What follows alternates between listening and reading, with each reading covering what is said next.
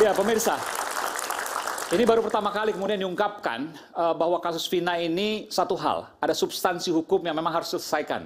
Tapi ada hal lain yang kemudian muncul dari diskusi malam ini, bahwa ada dugaan operasi senyap untuk mencopot Kapolri Jenderal Polisi Listio Sigit Prabowo yang masuk melalui kasus Vina. Tadi dikatakan bukan Peradi, bukan ya Bang? Ya. Tapi bukan Bu Elsa, tapi patut diduga ada operasi ditunggangi untuk mencopot Kapolri Jenderal Polisi Listio Sigit Prabowo. Iya. Iya. Bisa saya argumentasikan? Saya nanti Abang saya dulu. Sampaikan ya. Ini ditunggangi. Kenapa? Dalam pemberitaan, terutama TikTok yang sangat berat. Semua orang berpendapat.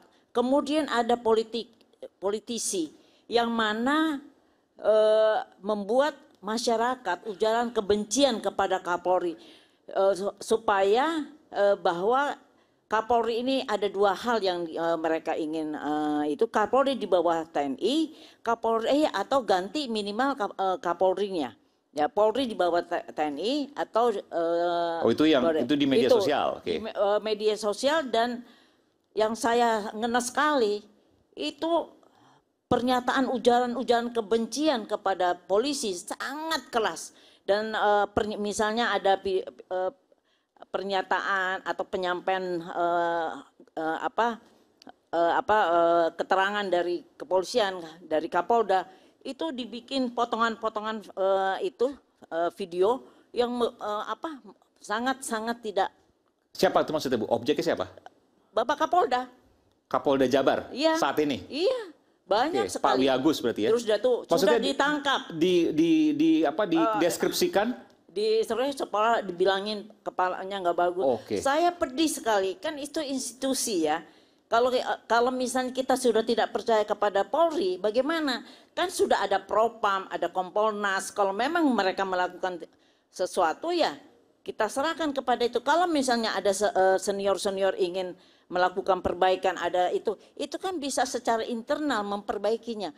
Bukan dibuka umum dan kemudian yang paling... Itu yang Bu Elsa lihat, bahwa dugaan operasi senyap, dugaan orkestrasi itu ada karena di media sosial muncul banyak sekali tiba-tiba. Luar biasa.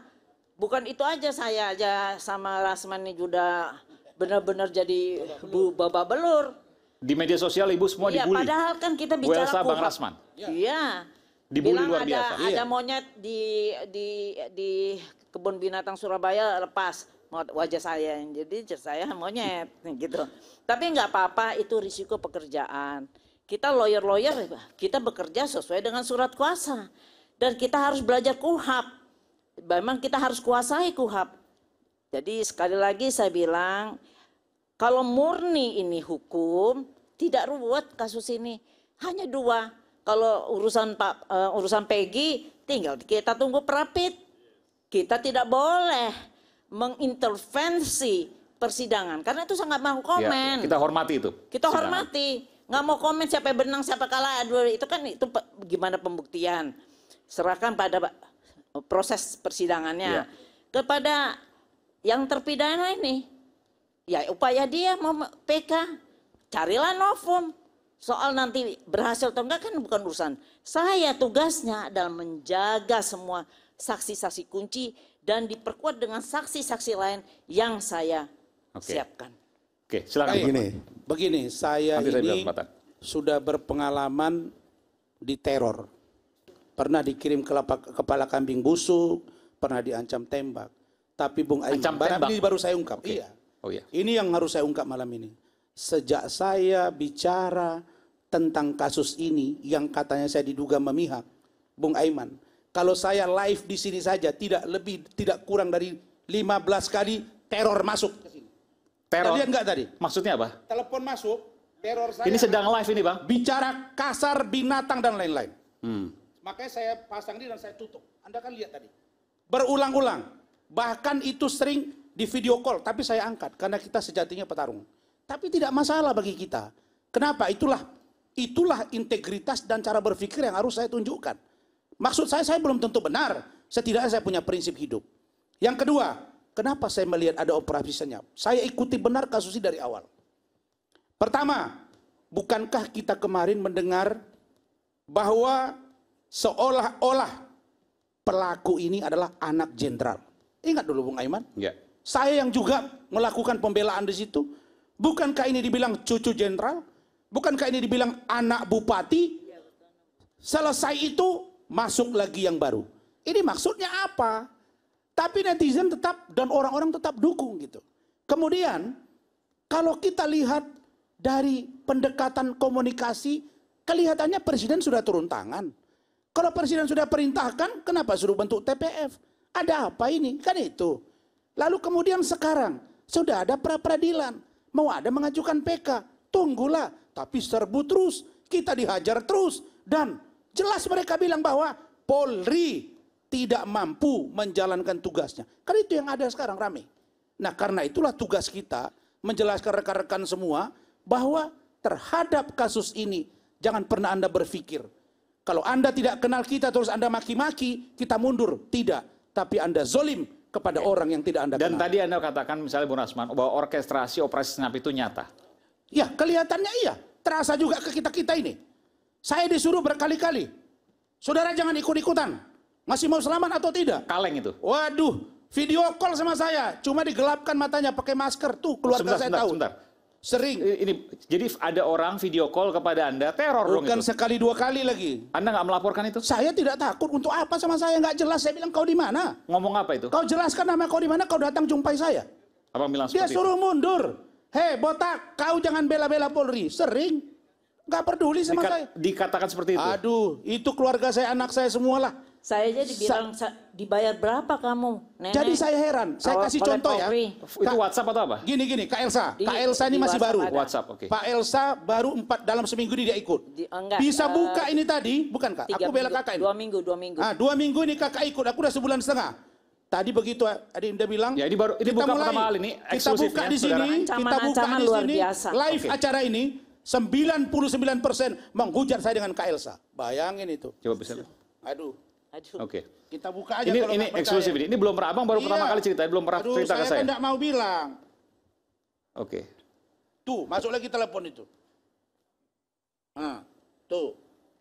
Saya nggak tahu siapa ini. Nah, 0856 sekian pakai sekian. paspor, kirim paspor. Masuk itu, baru kita ngomong lagi. Tapi lambangnya lambang Lambang Tribrata itu. paspor, Paspor. lambang paspor. Nih, Padahal kita semua prodeo ya Pak. Rekan-rekannya semua tahu. sebentar ya teman-teman semua. Ini biar kita buktikan gitu. Nih, bayangin nih. Ini komentar. Oke. Ah, Dari iNews. iya. YouTube iNews. Ah, Aiman, kayaknya temannya si Rasman. Botak. Jangan heran kalau hostnya sering di luar pembicaraan. Kenapa? Semua sini nih. Oh, Tuh. sekarang saya yang dibully. Aiman loh itu.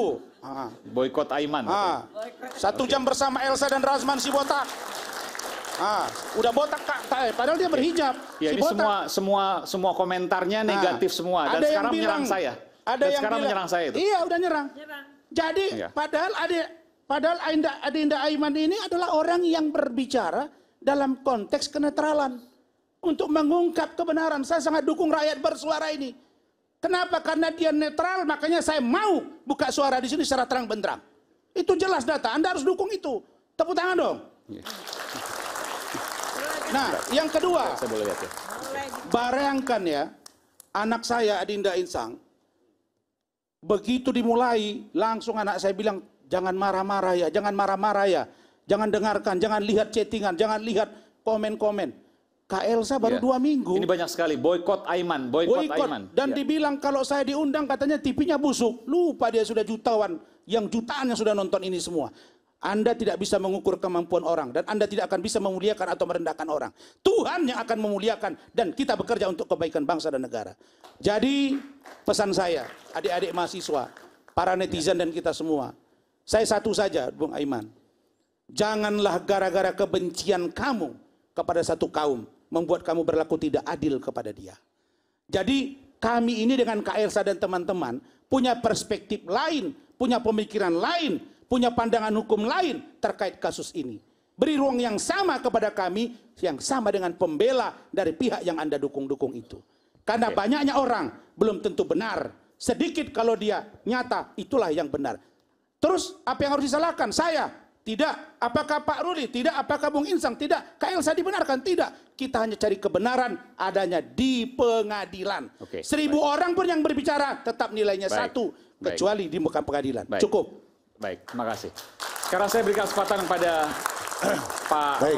Rob. Saya nggak mau terlibat dengan Bung Ruli Rasman panggil itu ya. ya, silahkan aja ya.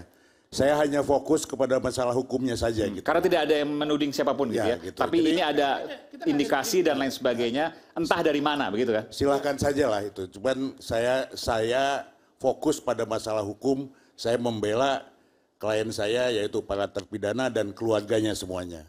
Itu. Nah, salah satu yang saya lakukan adalah mengumpulkan bukti.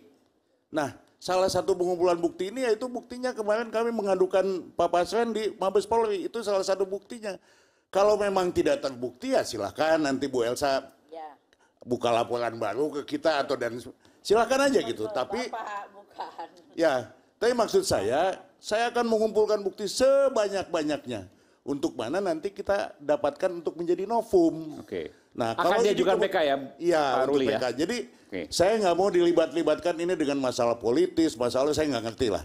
Jadi saya fokus kerja, tim kami fokus kerja untuk masalah ini adalah membela klien kami. Dan itu adalah menjadi salah satu tugas kami. Baik, oke. Baik, nanti saya akan beri kesempatan terakhir di segmen paling akhir di Rakyat Bersuara. Tapi apapun yang kemudian muncul di sini, tadi saya tegaskan tidak ada yang menuding siapapun, apakah peradilan dan lain sebagainya. Bahwa ada indikasi, bahwa terasa ada operasi senyap dari pihak yang mana tidak paham, tapi itu bisa dirasakan. Tujuannya adalah yang jadi dugaan adalah untuk mencopot ketidakpercayaan terhadap Polri dan mencopot Kapolri Jenderal Polisi Listio Sigit Prabowo. Ada satu, sebelum saya lupa. Bayangin ya, anak dari OB di kantor saya. Anak kandung dia. Hanya gara dia posting, dia dukung pernyataan saya, habis dihajar.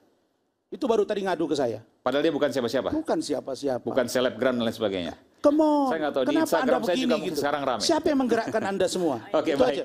Baik, kita akan segera kembali tetap bersama kami di Rakyat Bersuara.